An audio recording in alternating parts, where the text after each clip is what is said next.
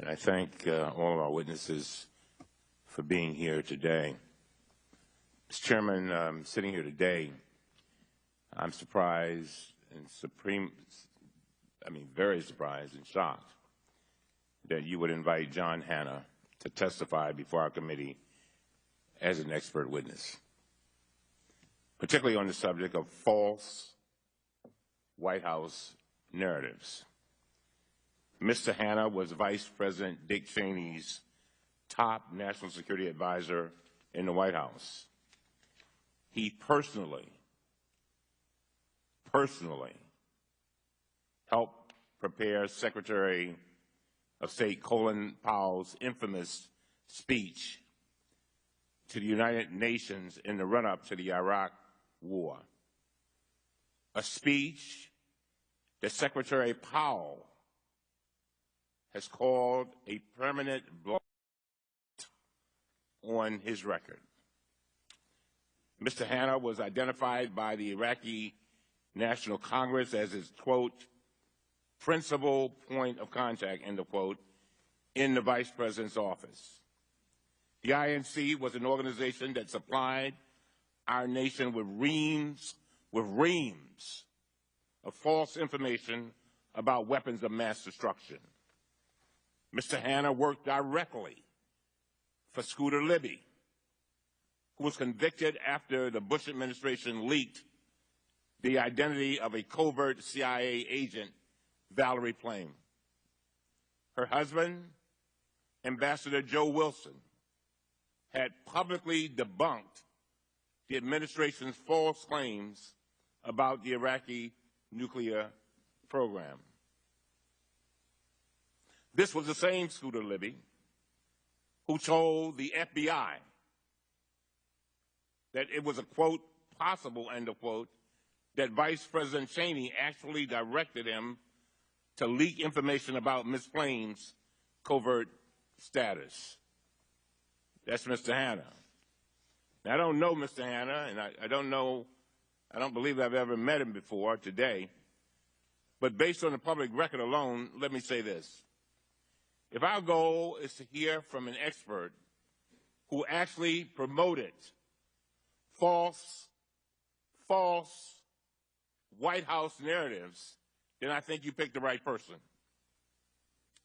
But if our goal is to hear from someone who was not involved in one of the biggest misrepresentations in our nation's history, then you picked the wrong person.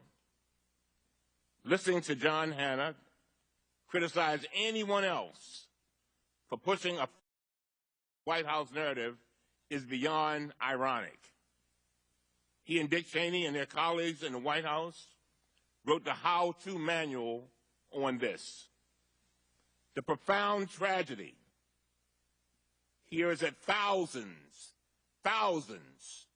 of U.S. service members from our districts were killed in Iraq, and thousands more sustained terrible injuries. The American taxpayers have now spent hundreds of billions of dollars, even by the most conservative estimates. Unfortunately, Mr. Chairman, you rushed to invite Mr. Hannah without consulting anyone. In fact, this entire panel has been stacked with hand-picked witnesses who all oppose the Iran agreement. You did not invite prominent Republicans like Brent Scowcroft or Richard Lugar. You did not invite any of the dozens of generals or admirals or other military experts who support this agreement. Other committees have held dozens of substantive hearings on the Iran agreement. But do you know how many this committee has held? 0. The Subcommittee on National Security held one last November, but that was it. Nothing at the committee level. Yet all of a sudden, now our committee is rushing to hold today's hearing without even the 1-week notice required by the House rules according to the parliamentarian. These experts here are all repeating the same talking points for the same Republican political narrative. This committee has basically created its own Republican echo chamber. With respect to Ben Rhodes, I'm struggling to understand the allegations against him. If I understand it correctly, Republicans accuse him of misleading the American people by claiming that nothing happened with Iran before 2013, when they elected a so-called moderate president. Republicans claim that if the Americans just knew the president was working towards an agreement before 2013, they would have rejected the deal. Of course, this is absurd. There are dozens of public press reports from every single year of the Obama administration documenting how they were working to reach out to Iran with varying degrees of success. All you have to do is Google it. From the time President Barack Obama was a candidate for president until today, press reports are full of accounts of how letters were being exchanged, meetings were being held, and negotiations were being launched. The Republicans rushed to hold this hearing not as a way to obtain substantive information about the merits of the Iran agreement or even to investigate a legitimate allegation.